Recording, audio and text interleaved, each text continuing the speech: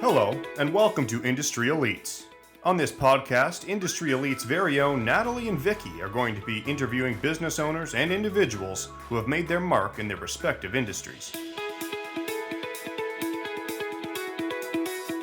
Travis Zipper is an entrepreneur serving clients as a functional diagnostic nutritionist, mentor, and trainer of health coaches within the healthcare industry. Travis grew up in Chicago and attended Northern Illinois State University for a year and then was transferred to Arizona State University to study computer engineering. However, after graduating from the engineering program at Arizona State, Travis concluded that life as a computer engineer would not be fulfilling enough for him, and he shifted gears to find a new path. Travis supported himself by working in random clubs and even tried his hand at real estate. Once he discovered the health and nutrition industry, he felt as though he was making a difference in the lives of others. He knew that his new career path just felt right for him. Currently, Travis Zipper is the owner of Wellfitz Mentorship for health coaches. He is also a health practitioner that assists a variety of clients with lifestyle solutions to meet their goals, and many of his clients face difficult challenges with compromised health issues. However, on the opposite end of the spectrum, he also works with very healthy and high-level athletes. As the owner of Wellfitz Mentorship, Travis Zipper is a trainer and mentor where he teaches professional health coaches the protocols for coaching the difficult clients by providing them with the tools that will allow all coaches the ability to work with a full spectrum of clients. After that is all said and done, he provides students with application-based mentorships and certifications. He stays current by meeting other professional coach trainers in the industry who are also focused on helping clients make a difference.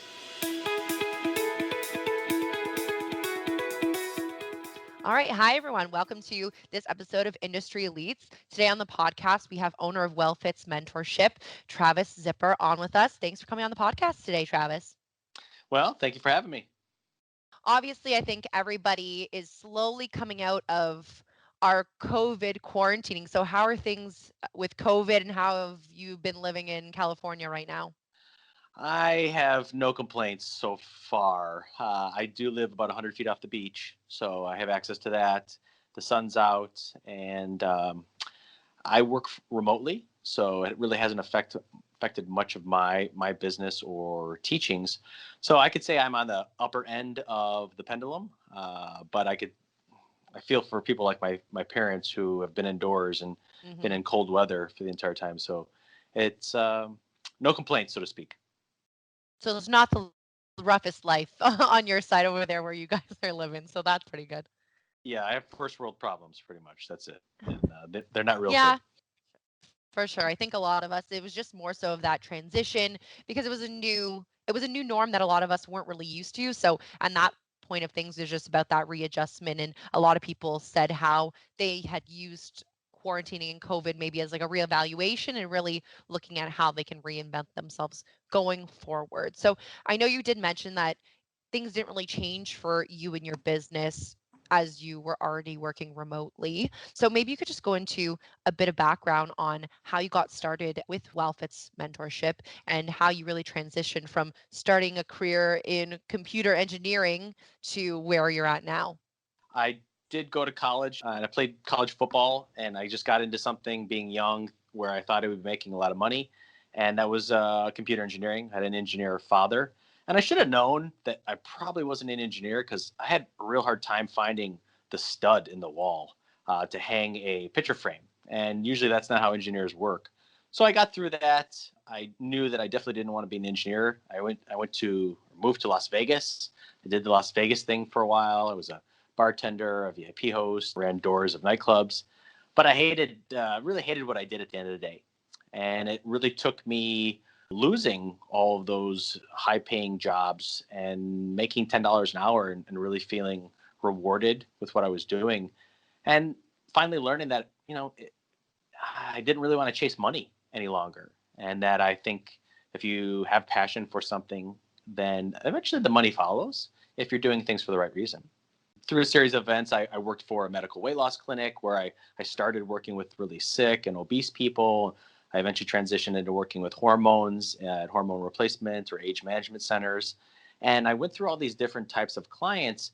And I found in the medical system that all these people that were coming to these places were pretty much looking for a quick fix. And very small percentage of the population actually wanted help, or they wanted to put in the work. And, it's kind of frustrating when you have all this passion to help people and they want a hormone or a pill or a quick fix.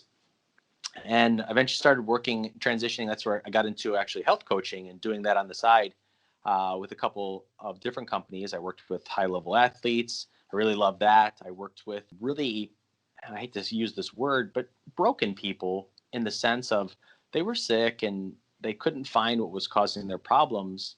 And the medical system wasn't helping them. Things like severe gut problems, autoimmune conditions, severe weight loss resistance, diabetes, all of those conditions.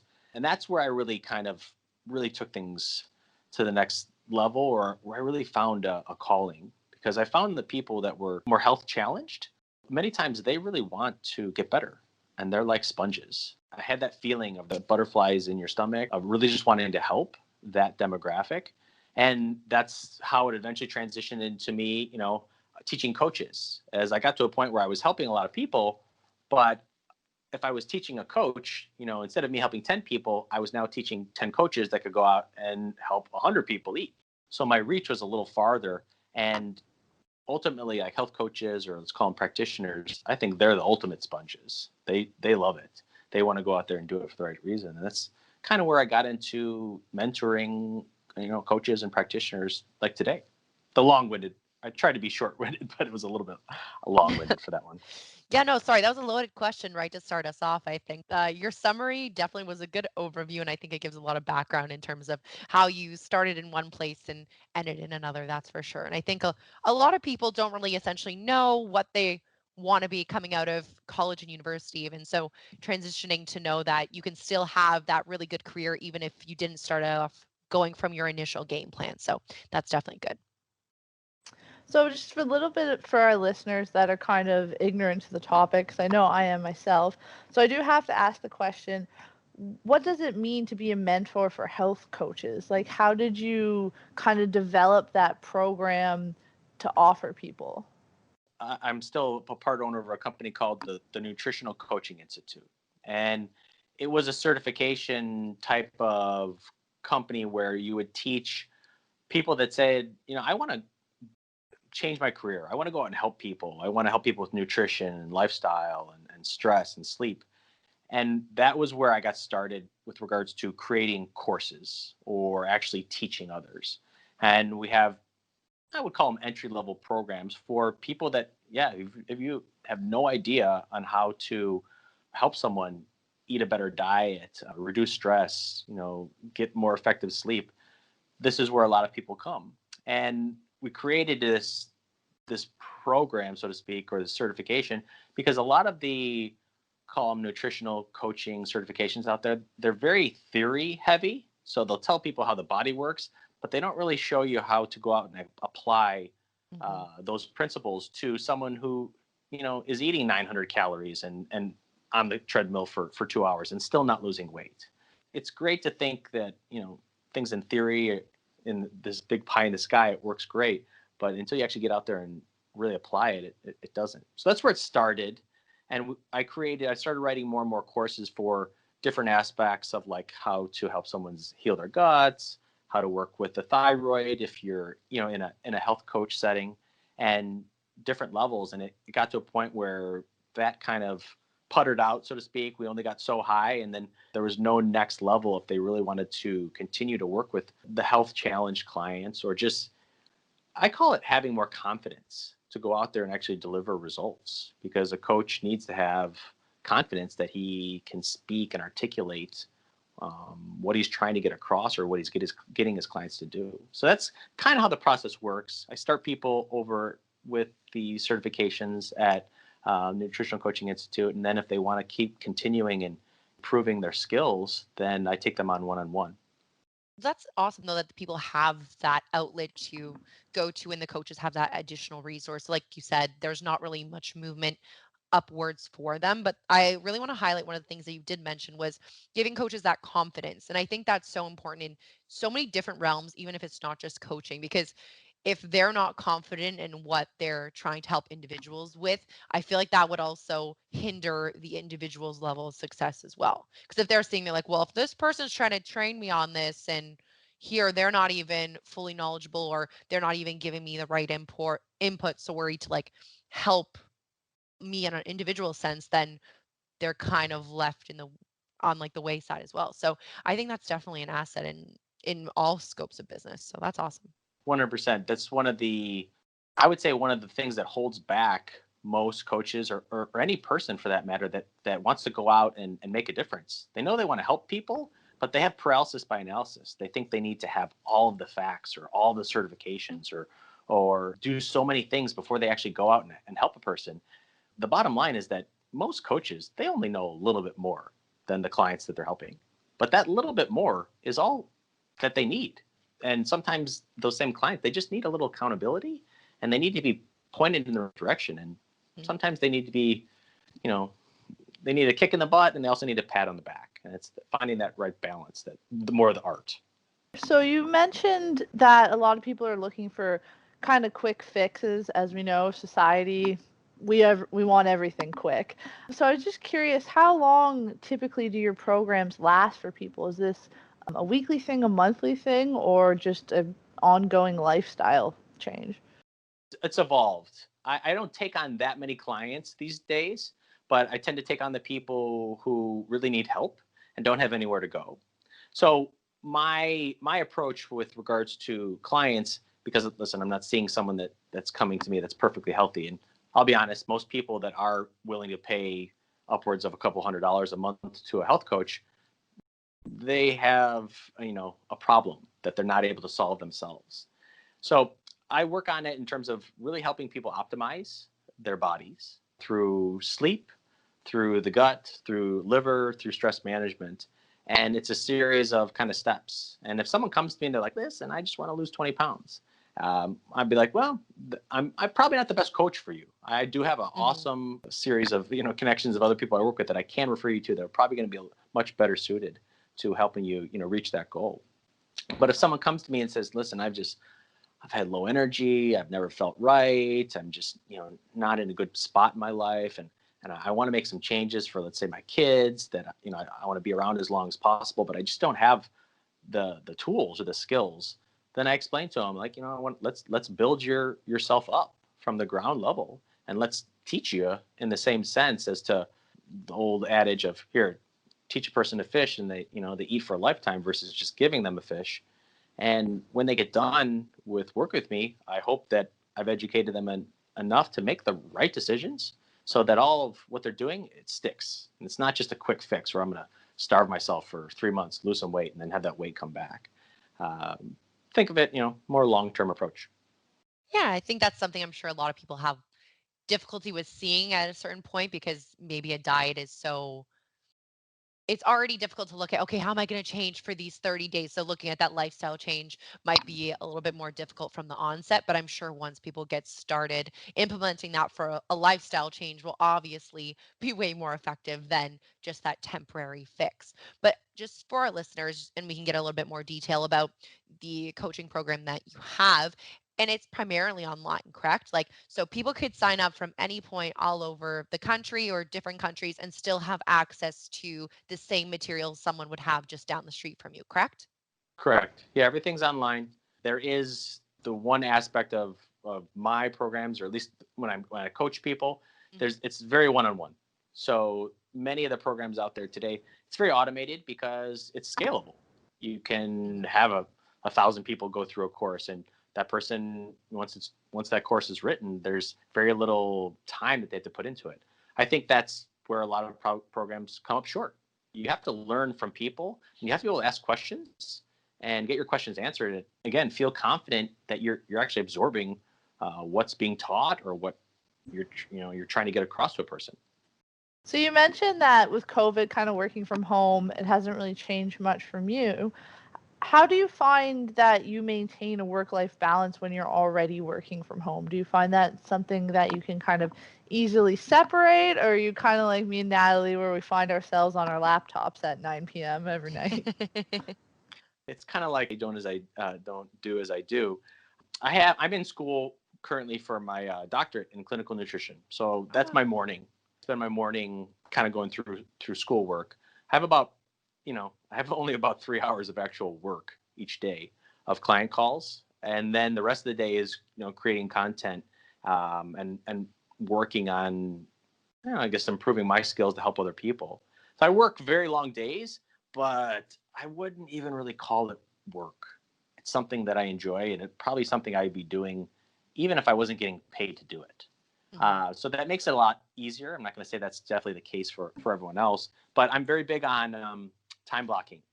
So set aside a set amount of time that you only do one task during that time. When you get done with that time, you move on to your next task. And if I don't also like time block times to get up and move, I'll literally be in my chair for 12 hours a day. So you have to go out, and I have access to, walking in the beach and putting my feet in the ocean. So it's a nice little bonus. That was going to be my next question. So in Canada here, I would say especially where we are, we have a huge shortage of very nice beaches.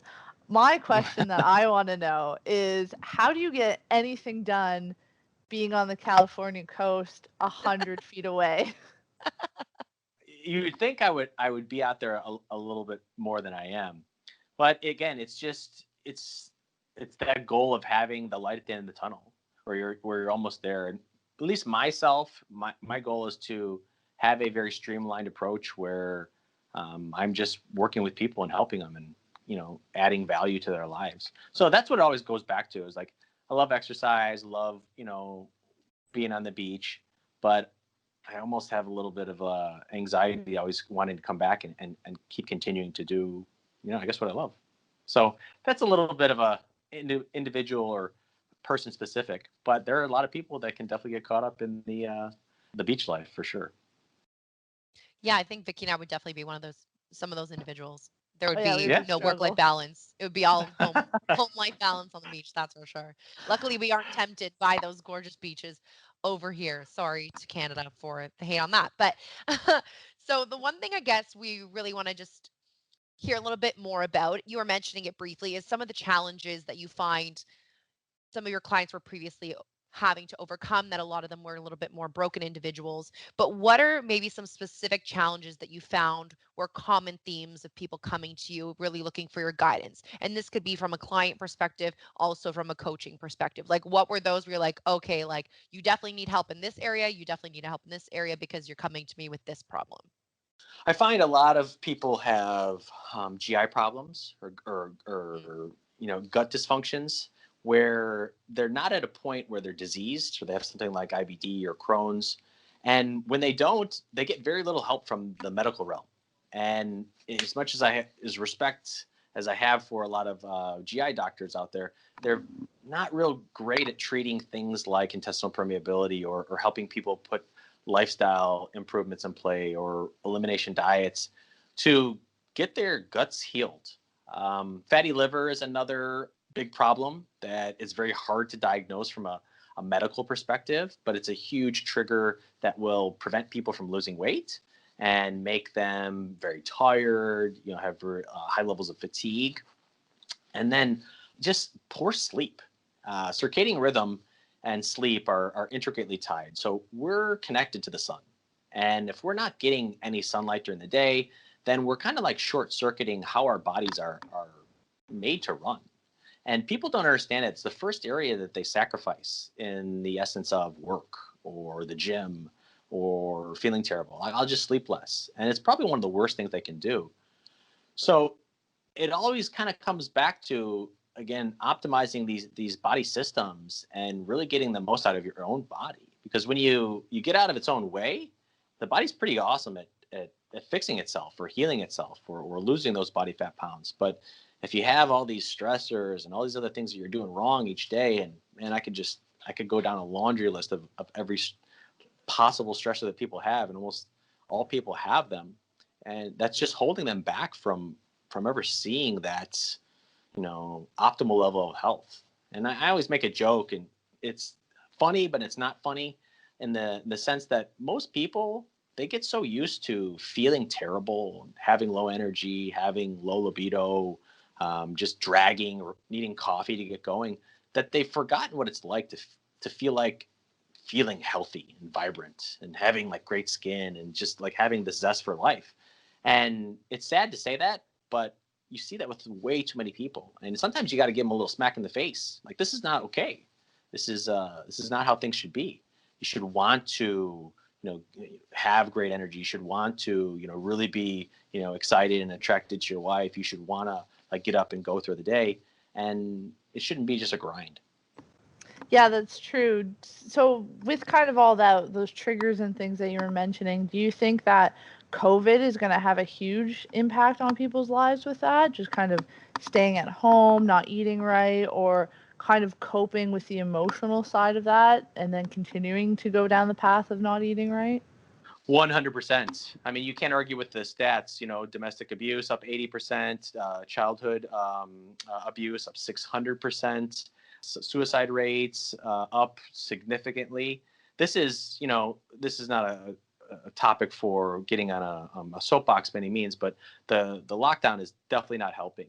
And you would think that a lot of people, it should give them an opportunity because they're not working. It should be like opportunity. Like, man, this is something that could really harm me if I don't get my health in check.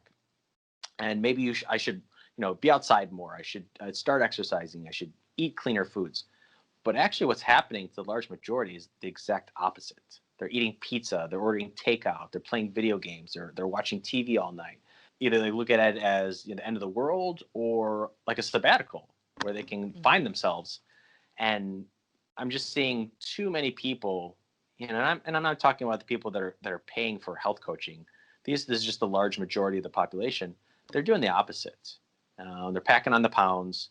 They're setting themselves up for negatives down the road. And like it or not, COVID-19 is not going anywhere.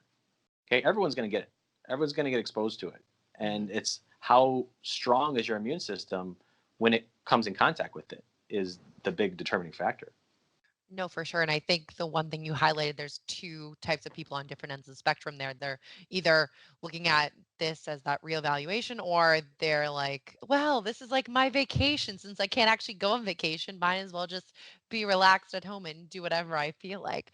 But the one aspect that a lot of people, I think, that Vicky and I have spoken to previously is that they've used this as a reevaluation period. Like, I can say that I think I've been more considerate of myself now that time has essentially, when it was stopping for a bit, right? Because when everybody's so constantly on the move and you're always going from one place to another place to another place, you don't really have that moment to stop and think, be like, oh, I probably could be taking a little bit better care of myself. So it's like, hopefully people are able to see that outcome more than looking at, okay, let's just use this as a vacation period. And then we're going to come out of the house and our 20 pounds we gained are just going to be gone instantaneously. Because unfortunately, I wish that could happen for most people, but that won't be the case. So aside from COVID and the effects of mental health on that and your physical health, in general, do you think that there's that direct correlation between someone's physical health and their mental health, like on an everyday basis?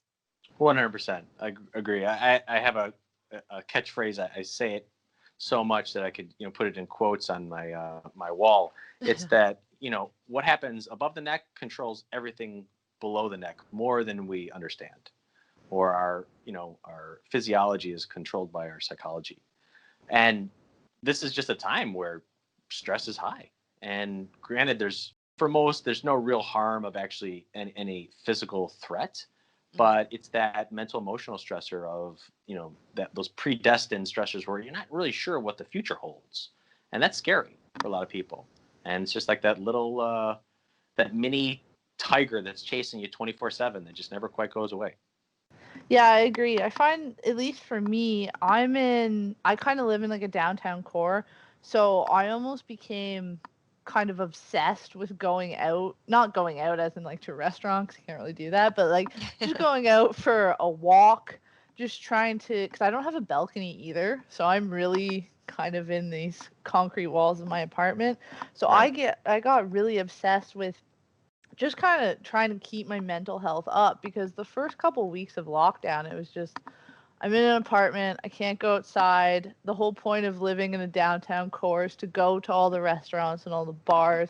it was really hard. And I found, at least for me, I have enough gym equipment to kind of keep it going. And I think that really helped like my physical and mental health during this, because it just gave me something to do, to be honest. And I just have a lot of friends that are like, oh no, like I had a bag of chips for breakfast. COVID doesn't count. I'm like, we're like 6 months in, guys. Like it was Yeah. fun. COVID does count, okay? Like you should see that after the first few weeks. Now you're 6 months, like, oh my gosh. Exactly, because it's like it was fun in the beginning because it was like, wow, like this has never happened. We get to stay at home. We get to wear our pajamas for a week. It was great. And now it's like, it's literally a lifestyle now. And I feel like we all kind of have to try our best to get out of that, or it's just going to become like a negative lifestyle change.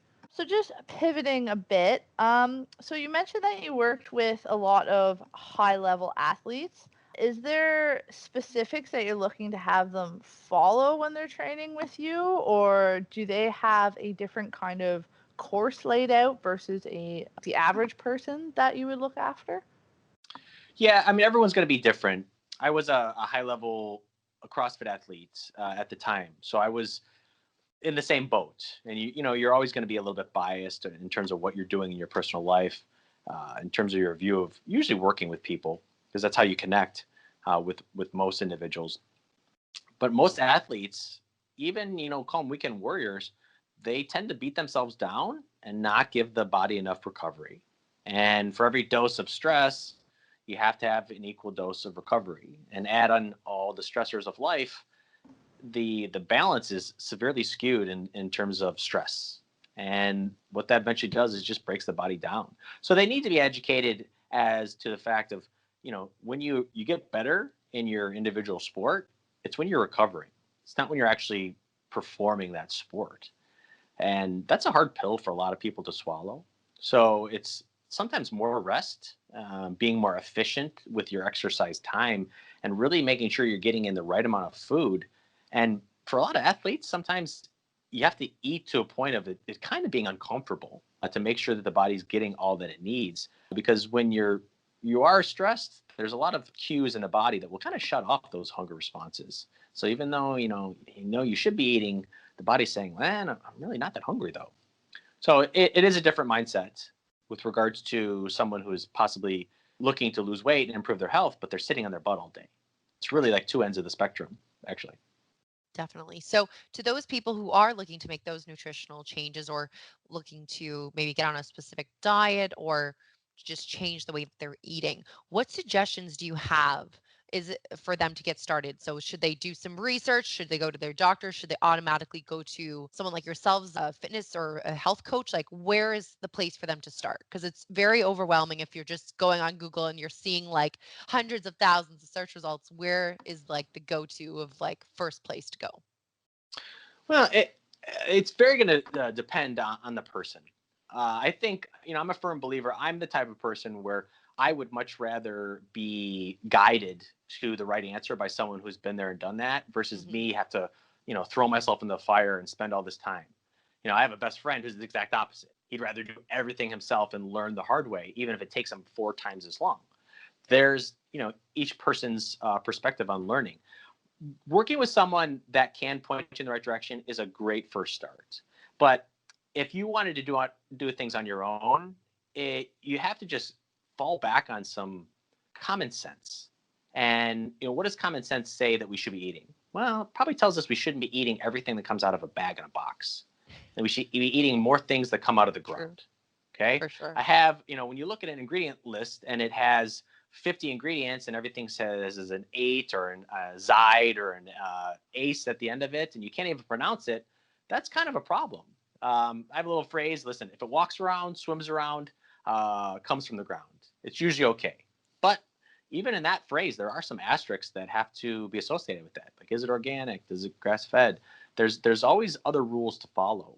But if you can just start eating real whole foods and have a good amount of plants on your plate with color, I think that can make a tremendous difference on people's diet. And listen, I'm not saying you have to cut out everything you enjoy, but have that one day a week where you go out and you get something you like, or maybe that's a day where you have a dinner and a breakfast.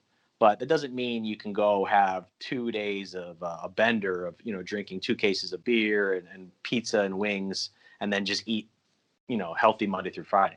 You're going to just be throwing all your results in the toilet by doing that. I mean, I feel personally attacked by that because that's exactly what I do. On a less Well, Vic, serious clearly you note, need a lifestyle change, okay? It's not going to get you very far. So I listen, literally- there are so many people that do that. And listen, if you have some good genes and some age on your side, and you might be able to get through doing that for a little bit. But eventually it's going to catch up to you. And all of a sudden you're going to be like, man, I just can't do the same thing I was doing anymore. Or all of a sudden I'm 10 pounds heavier, or I go get some labs done at the doc. And it's like, well, you got some markers that you really need to take a look at. And hopefully you can catch that before it ever gets to that point. And you can put those good things in line and then still get a little bit of that stuff that you like and not sacrifice too much. But it is about balance for most people. Yeah, that is true. I went to a friend's cottage last weekend, so I was like, that's exactly what happened. And now I'm atoning for my sins. That's the problem. It's like we could keep ourselves on track, I feel like, with a lot of people during the week because it's like maybe a little bit more scheduled, a little bit more to like that time slot effect. Like you have your 8 hours of work, then you're going to be eating at this time, and then you have somewhere to go later on. But the weekend, it's a bit more free. So then it's like, oh, like we have time to do this. We have time to do this. And it's like you're fitting in maybe a few of those treats that you wouldn't do during the week and then totally having to restart when you get into your schedule on the Monday. So that actually kind of leads into the next point of our discussion is what suggestions you have for people to help keep themselves on track? Like I said, is it a specific days for working out? Is it they should have a schedule for meal prepping? Like what's the balance with that, do you think? Yeah, I think being prepared is one of the biggest aspects of staying on track. And a lot of people, if they don't have food that's prepared and made, they're probably going to make poor choices because blood sugar levels will drop. And then, the brain's pretty smart. Blood sugar levels drop. The brain says, okay, what's the fastest means of fuel that will bring things back up to normal? And usually that's processed carbs and sugar. So having meals prepared, either if it's a meal prep service or prepping once or twice a week, is great. Having kind of easy go-to meals like smoothies, or you make casseroles or meatloafs all at one time that you can kind of like put a couple Pyrex dishes into the oven and cook them, and you can freeze the rest. Or the biggest one too is not having junk in your home. Now, Yeah. that's not always going to work for everyone who's got kids and different family members. But if you are someone that's really struggling and you are on your own and you maybe have a partner or a family who is on board, yeah, get that junk out of the house. And if you want something, make an active trip to go out and get it. Because usually when you get something, for the most part, you're not overdoing it and you're looking at it as a treat. Yeah. So you're gonna be more excited about it versus just devouring that whole tub of ice cream in 2 days because you just couldn't say no. It's funny how you mentioned that because we had a bariatric doctor on the podcast semi-recently, and she said exactly what you said. Just don't buy it, which I find for me really helps because if it's in the house, it's gonna get eaten. As much as we try to ration it, it's gonna get eaten. And she also said too that the likelihood of you going out at 11 o'clock at night to the gas station to pick up chips is a lot lower than if you're just walking to the cupboard in your kitchen to get it. So it's a really good deterrent, like from multiple sources and including for myself to do. I just thought it was really funny because it was honestly word for word from what we've heard. I was thinking that too. I was like, wow, the parallels are crazy. I fall into this category where there's certain times where I feel like I need something sweet after a meal to really feel like I'm satisfied.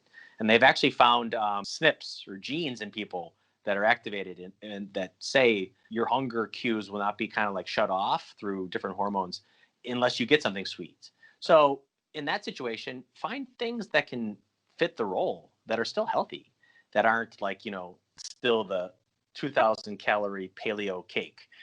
Even though it's paleo, it's still 2,000 calories.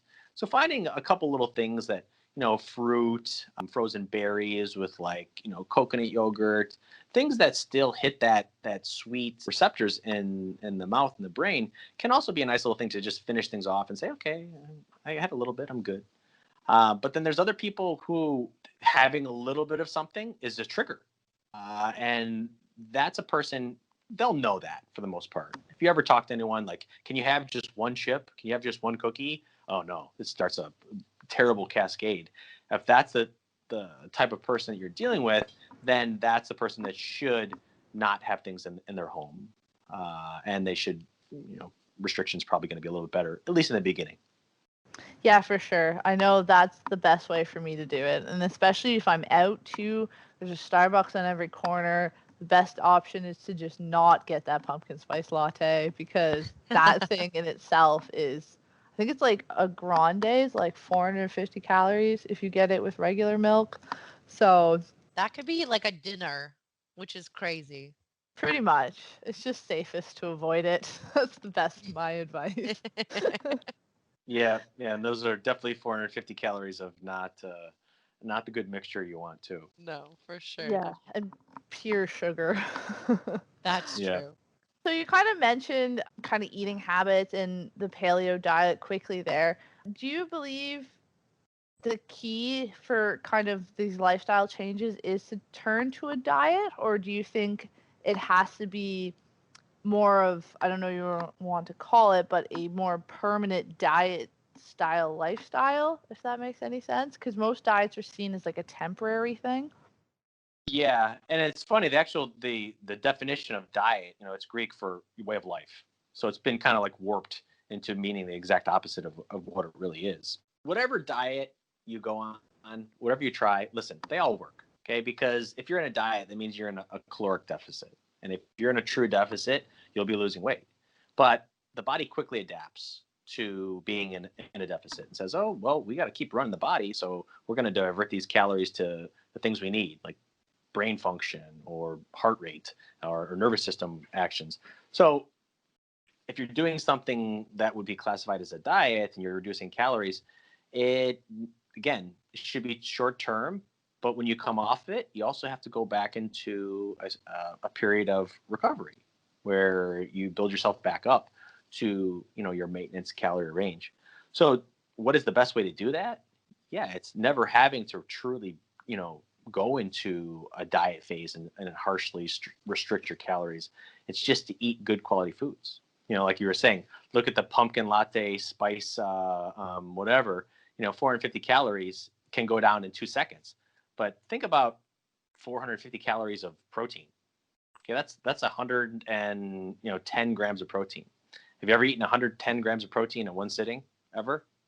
I was just thinking that's about 4 or 5 scoops of my protein if I was to eat that much, and that's a lot. Right, and just think about that's the equivalent to over a pound of cooked chicken. Oh my how gosh, yeah, no. How many people are eating that? So just look at the comparisons between that. Like one's going to keep you way more full. It's going to give you more nutrient density, and the other one you could literally, snarf down in 2 minutes if you wanted to, and the negative effects in the body are going to be pretty intense. Yeah, that definitely, when you put it into that perspective and you're looking at the differences of what you can get with one versus the other, wow, I feel like my brain was just blown. One of the ways we just wanted to close it before we're going into that questionnaire that we mentioned. So a lot of businesses we found, especially during COVID, were really leaning on social media. So we wanted to get your input as an entrepreneur and as a business owner. How do you feel it is important for yourself and for your coaches to have that representation online and to really have that social media presence? Or do you feel like it doesn't really make a difference to someone's business? No, I think unfortunately, social media is here and it's not going anywhere anytime soon. You can't. I think it's almost at 100% saturation for cell phones now in everyone in America. Like every single person the age of 12 or 13 years old has a cell phone. So that's their means of connecting with other people. And as bad as it's getting, that's or the reliance on that technology, which is a conversation for another day. It's there. So how do you want to go about spreading your name, word of mouth? Yeah, it would be great to never have to market yourself at all and just have constant word of mouth referrals. And there are people that can do that, but that takes time. Just like in any business, you're a realtor, you're starting a podcast, whatever it is, you need to develop a following. And that takes work. And you have to put, when I say you got to grind a little bit in the beginning. So social media has its place for sure, but people have to also just define if, are they better writers? Are they better like getting things across through their words? Are they better on camera? Some people are literally petrified of being on camera, or some people better doing things like you guys are doing, like podcasts. They need to find their medium of how they want to get their point across, or they might be the in-person. Like they go to gyms, they go to businesses, and they try to set up chats and educate, give a little value, and hopefully entice people to, jump on board. So I think social media has definitely a role. It's a good way to get yourself out there to the most amount of people, but it has its limitations as well. So people need to find what they're comfortable with and do things right as well. Like just posting something every day when you're not providing any value is not going to get any followers, because you have to get people saying like, wow, what is this person putting out today that really applies to my life? That's really helping me fix a problem. If they're not doing that, then they're probably going to stop paying attention. Yeah, it's true. I find, at least because my technical roles, I'm a social media coordinator. So in and out of the office, well, not in the office at all anymore, but online office, I find that I'm constantly on social media, and especially kind of after hours for myself, I'm just completely obsessed, to be honest, but I do need to do it to keep up with work. And I found that myself and then kind of other people, especially with COVID, the importance of things people are posting has taken a dramatic hit. Like I feel like the era of the influencer was really hard hit from COVID, because people are starting to kind of find social media posts that are more important versus, like you said, just having a post go out every day just to have a post. So I found that was kind of an interesting transition, and I think something that we'll definitely kind of see going forward, just also with COVID, because that's the theme of everything right now. As people are coming out of quarantine and looking to become more active again and kind of get themselves back on track, as we mentioned earlier, we found some online tips that we can go through, and kind of if you could give us your feedback on each one of those, and we can hopefully set some people back on the right track for success. All right. So, yeah, these were some wellness coaches tips that were provided. So, the very first one that they suggested to get people back on the right foot was to hydrate when you wake up. So, they said even like squeezing like a wedge of lemon into your water in the morning, not only would that help rehydrate your body, but it makes it a contributing factor to your health as a first thing you do in the morning. So, what are your thoughts on that? Is that super true, or is that kind of a little bit of an exaggeration? No, that's true. And more along the lines, there's nothing that squeezing a lemon into the water is doing to rehydrate, but it is loaded in antioxidants and vitamin C and something called limonene, which is, great for the body. A little tip for a little bit more of a detoxification aspect is to heat the water, squeeze the lemon in it, and then drop the lemon along with the peel into it for about 5 minutes. Then drink it. That's going to get a lot more of the benefits from the peel, and some extra, added substances into the water as well. Awesome. All right. Definitely going to have to try that one out. Yeah, so the next one on our list here is adding one healthy food at a time. Pick an unhealthy food or drink that people consume regularly, and then replace it with something better for you. So, example, if you drink soda daily, swap it for a herbal tea, so you won't necessarily feel the kind of flavor deprivement. You might have a little bit of that sugar removed from your diet. Do you think that would actually help, or do you think those sugar cravings would be kind of too strong if you're a soda addict? I think removing one bad food and replacing it with something better is an awesome first step approach for the people that want to ease into a process like that. And 100% removing something like daily soda intake with a herbal tea is a huge step. You got to think, it's each soda is going to be, if you're looking at a can, that's 30 grams of sugar. That is hitting your bloodstream very quickly, causing your blood sugar to shoot up, and then you're most likely going to come down and crash. So using something like a herbal tea, like a matcha, would be an awesome replacement, and get you in some nutrients. And also, if you're still looking for that sweet fix, so to speak, you could always put in some like stevia flavored drop, thing like a similar taste into that tea, and that will still kind of give you a little bit of a dopamine surge as well, which kind of gives people that little, oh, that feels good, that they might have been getting way more from a soda, but just in a smaller degree. For sure. So the final one that we have here, it was titled Act Like a Scientist. So they are suggesting that people think of behavior change as an experiment. So when you're setting goals, reviewing them from time to time and asking yourself what went well, what didn't work, what do you need to shift, and what have you learned. So apparently from this viewpoint, the obstacles aren't considered failures, they're considered learning opportunities. That sounds really complex. So I don't know if people from the start would really look at doing it this way unless they were very maybe type A person, but what are your suggestions on that? I think that's a very broad approach to look, and a lot of people might not be able to tackle that. So when you ever Yeah. have a goal, you have to break it down into little tiny goals that are attainable. People can see that light in the tunnel. And for example, would be like if you go on an elimination diet and you eliminate a lot of like possible trigger foods because you're not feeling right, and then you add back in one food over a 3-day period, and you have to assess, how did that food make you feel?